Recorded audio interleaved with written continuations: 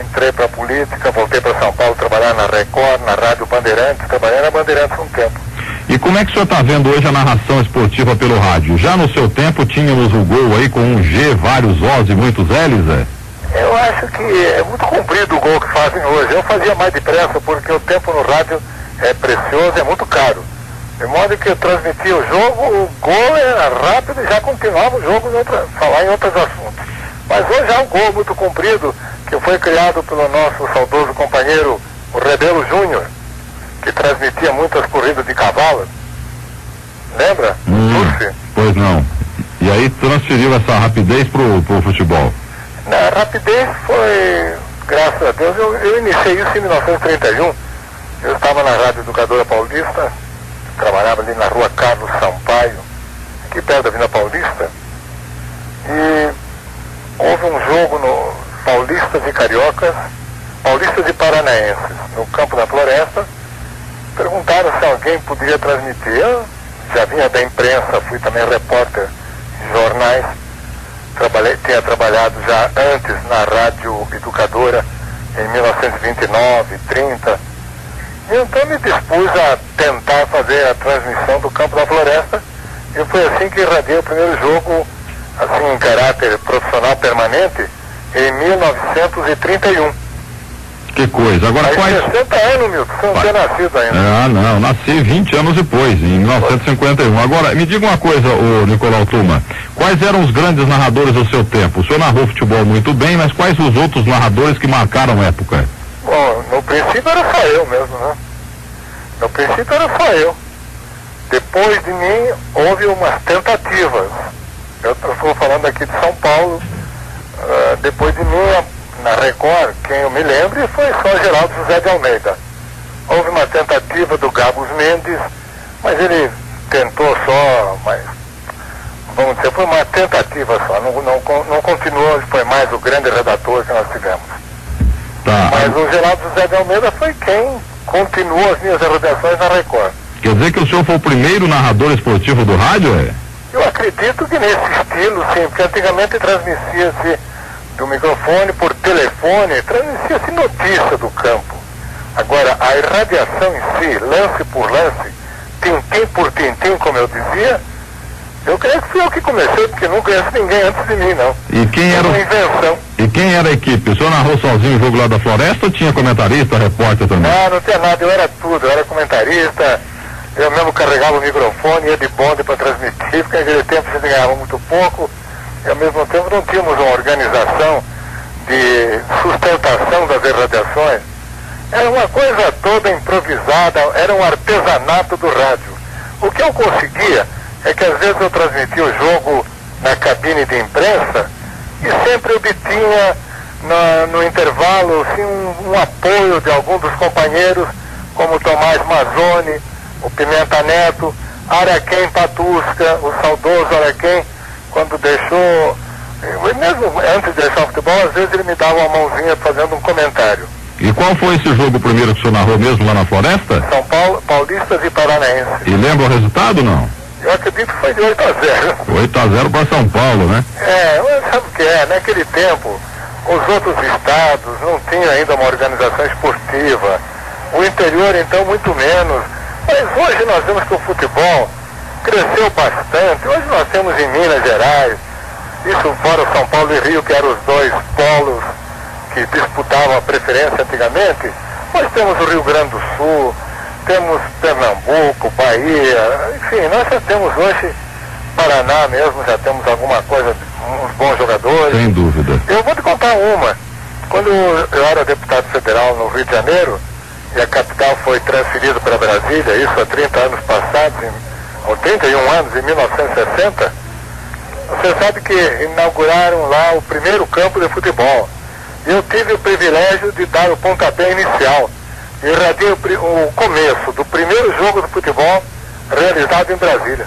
Muito bem. Agora, Nicolau Tuma, voltando aos anos 30 e 40, porque quer dizer que o senhor viu jogar bem o Frederich, né? Eu peguei o Frederich, Neco. Eu me lembro das famosas linhas antigas, por exemplo, no Corinthians, era Tufi Grané Belvédio, no Palmeiras, no Palestra Itália, a famosa linha média, Pepe Goiardo Serafim. No São Paulo Futebol Clube, a famosa linha média, Rafa Zarzur Orozimbo. É uma fabulosa. Pois não, a pergunta é a seguinte... A Milcar no Corinthians, o centro médio do Corinthians foi o grande centro médio. Eu não entendo muito essa coisa que inventaram ultimamente, 2x3, 3x4, 4x4x2. Antigamente havia 1, 2, 3, 5. Os meias jogavam um pouco atrasados, um pouco adiantados e funcionava bem. Hoje é tanto esquema, tanta técnica, que eu tenho a impressão de que nem um grande general de 4 estrelas pode acompanhar as manobras esportivas que se fazem atualmente nos campos de futebol. Antigamente jogava bola que hoje. Nicolau Tuma, escolha um jogador: Frederich, Leônidas, Pelé. Escolha um dos 3. Bom, Frederich não teve no seu tempo, ele não teve a televisão, não teve a grande propaganda. Eu acredito que ele foi um gênio da época dele. Depois apareceu o Leônidas, que foi realmente o inventor da bicicleta, o grande Leônidas do São Paulo, que deixou muita saudade sempre no futebol. Há pouco tempo ainda eu estive numa entrevista com o Leônidas e pediram que eu narrasse uma pequena irradiação que eu fiz. E eu fiz então para uma gravação e narrei o Leônidas driblando e chutando e a bola passou fora. E o Leônidas reclamou: poxa, logo eu chutar fora. E como é que foi essa narração, hein? Isso faz tempo já. Sabe o que é isso? Hoje eu falo depressa ainda, modéstia à parte, mas ainda falo muito depressa. Mas eu criei essa redação esportiva rápida porque, o Milton, o que acontece é o seguinte: o tempo do rádio é muito valioso, muito precioso. Então é preciso que o ouvinte, que está, antigamente era ouvinte no fone, mais tarde naqueles rádios de válvulas, os capelinha, o ouvinte não pode perder um segundo da radiação, por uma razão. Porque se ele liga o receptor num determinado momento e há um vazio, há um branco, há uma falta de uma palavra, ele muda de estação. E o que o locutor fazia na época, no rádio, como não havia a imagem, havia somente a voz, era falar e mais falar para não deixar um segundo de desatenção do ouvinte. Perfeito. E foi por isso que o jogo também sempre foi muito rápido. E o que era preciso era acompanhar a bola, de pé a pé, cabeça a cabeça. Então, era uma coisa maravilhosa. Houve uma ocasião, eu vou te contar um episódio muito interessante que aconteceu com o Dr. Paulo Carvalho. Você conhece esse episódio? Alô? Vamos ver qual o episódio. Eu pergunto uma coisa: hoje existe muito parasita nas irradiações? Alguma emissora chupando a irradiação da outra? Hoje não tem mais não, já houve, né? Já houve, né? Eu estava irradiando no campo da Floresta e naquele tempo eu levei os 2 meninos do Dr. Paulo, o Paulinho, o saudoso Alfredinho, eles foram comigo para a irradiação no campo da Floresta. E eu combinei com o Dr. Paulo, ele ficou no estúdio e eu fiquei irradiando. Num determinado momento, através de um código que nós tínhamos previamente combinado, eu fiz uma transmissão fajuta. Eu inventei um determinado tipo de jogo, fulano, passou, e a bola está e marcou o gol. Aí dei o nome de um cidadão qualquer na época.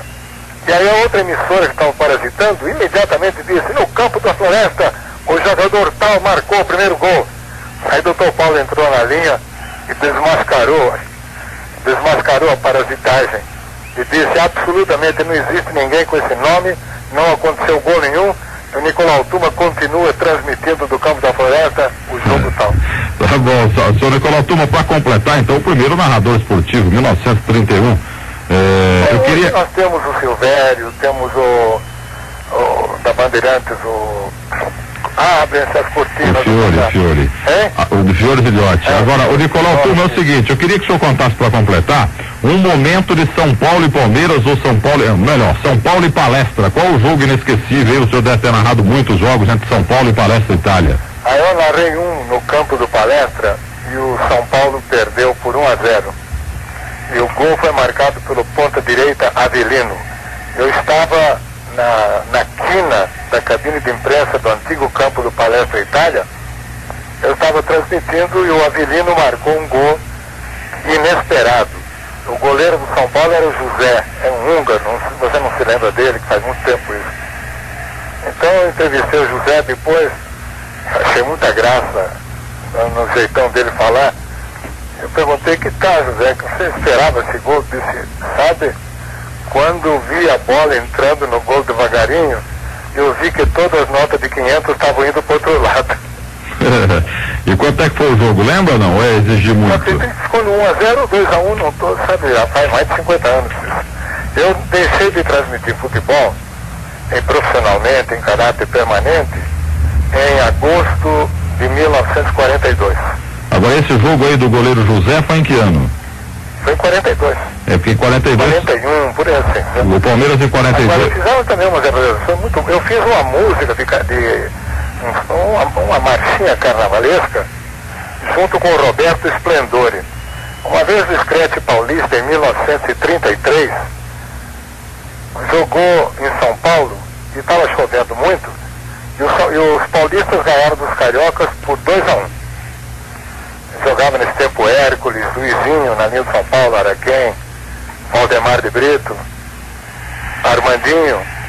E então os jornais do Rio, naturalmente havia aquela disputa acirrada entre paulistas e cariocas. Os jornais do Rio disseram que com chuva, campo pesado, o São Paulo havia ganho. Os paulistas ganharam aqui em São Paulo por 2-1. No domingo seguinte, o jogo foi no Rio de Janeiro. E no Rio de Janeiro, com um belo de um sol, com um belo calor, os paulistas tornaram a ganhar por 2-1. Que bom, que bom. E aí lancei uma música junto com o Roberto Splendore, saudoso compositor, chamada assim, Com Chuva com Sol. Então era assim, com chuva, com sol, Paulista campeão de futebol. E em 42 tivemos um grande Palmeiras e São Paulo. O Palmeiras jogou de Oberdan, Junqueira e Belhomem, Zezé Procópio, Og Moreira e Del Nero, Cláudio, Valdemar Fiume, Etivarrieta, Vila Dônica e Eduardo Lima.